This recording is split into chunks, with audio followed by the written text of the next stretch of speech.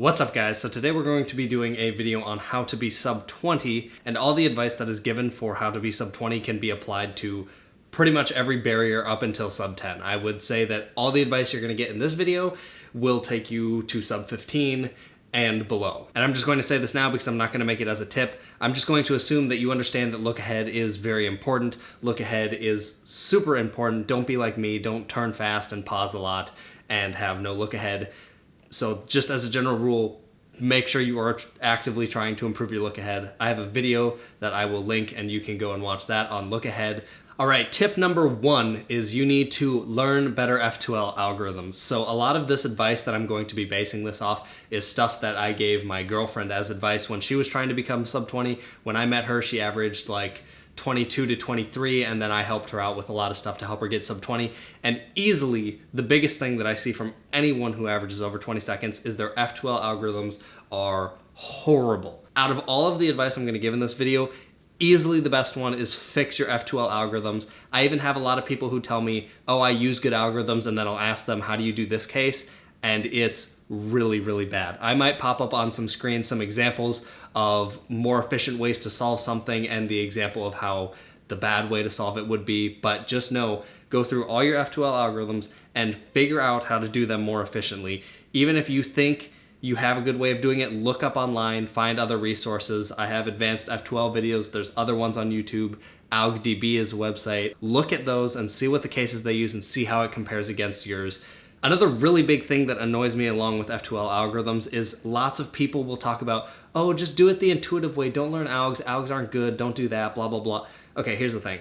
Intuitive can be good because it can give you a better understanding of the cube, but a lot of times when people do intuitive algorithms, they just end up using horrible algorithms and they try and justify it by, well, I use intuitive, it's better for me. Tip number 2 is make sure you know your algorithms. Okay, this is one that I see pretty often. I saw this with my girlfriend a little bit. Basically, they will hesitate with their algorithms. So you don't want to be hesitating with your algorithms at all. If someone says do a J-perm, you should be able to do a J-perm right away. You shouldn't have to think, okay, what alg is a J-perm? Make sure you know your algorithms inside and out. All your PLLs, all your F2L algorithms, because if you're hesitating, that's going to be a lot of your time that's spent wasted by pausing and staring and thinking, do I know this one? You should be able to be handed a cube and do it blindfolded without any problem at all. Along with this tip, also make sure you are using good algorithms. Just because you know your algorithm and you can recognize it quick doesn't mean it's a good one. So make sure you're using resources that have good algorithms. AlgDB is a great resource. Not enough people use that. My website has OLL and PLL algorithms along with some other ones, but feel free to use whatever resource you want. Just make sure you're using algorithms that are good. Don't just find one that looks easy. Make sure you learn a good one from the start, because if you learn one that's easy but not super great, you're going to end up relearning it one day anyways, and that was time wasted that you could have been spent mastering a good one. And the last thing for knowing your algorithms is make sure you have good finger tricks. So I have a PLL series on how to finger trick all of the PLLs. Make sure you're using a good finger trick, because if you're finger tricking something poorly, it means you can't do the algorithm to its fullest speed, and you want to be doing things as quickly as possible. Tip number 3 is make sure your cross is efficient. This is probably equally as huge as the first tip, which is have better F2L algorithms. Most people's crosses in this skill group are really, really, really, really bad. I have watched so many crosses of people doing official solves when I'm judges, and they just do a lot of things where they waste a lot of moves. Cross is a little harder to improve than F2L algorithms because there's no algorithms where you can just find a better case. So what I would recommend doing, look at some example solves from other people, look at world records. Actually, I think Jay has like an average of 50 that was reconstructed, and I will link that down in the description. Jay tends to have pretty good crosses, so just look at his and you can kind of see how he builds them. And I think that's kind of one of the best ways to improve is look at how other people are building crosses and look at how it compares to you. But in general, try to make sure your cross is less than 9 moves at all time. The next thing along with that is make sure you can plan your entire cross and inspection. A lot of people don't even do that, and I didn't realize that, but I will talk to people and I'm like, okay, how much of your cross can you plan in inspection? And they're like, yeah, 2 or 3 pieces. And you should be able to do your entire cross in inspection. Okay, make sure you are minimizing the rotations as much as you possibly can.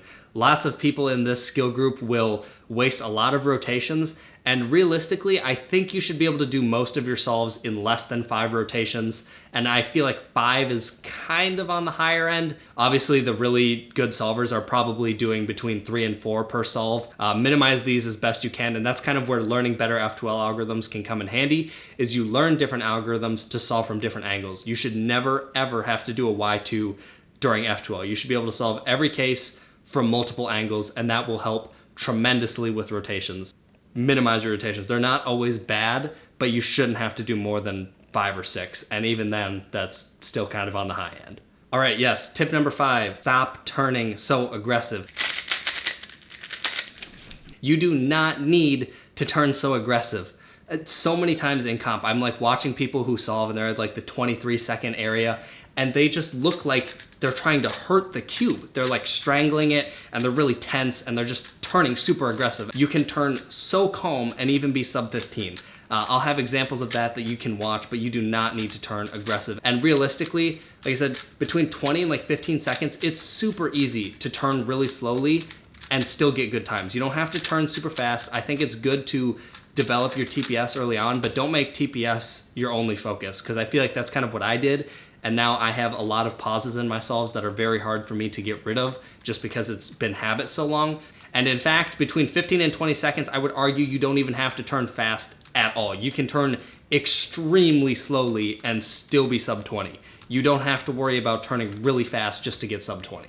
All right, so I hope you guys enjoyed that video. These are my 5 tips on how to be sub 20. And like I said, this pretty much applies from 20 to 15 seconds and even a little bit beyond that. This is all general good advice. You don't have to go learning tons of algs to be really fast. In fact, you could probably average 12 seconds with 2-look OLL and not have a problem at all. Algs will make you faster, and I would suggest you learn algs, but you don't have to worry about learning like COLL or any fancy alg sets to get really fast.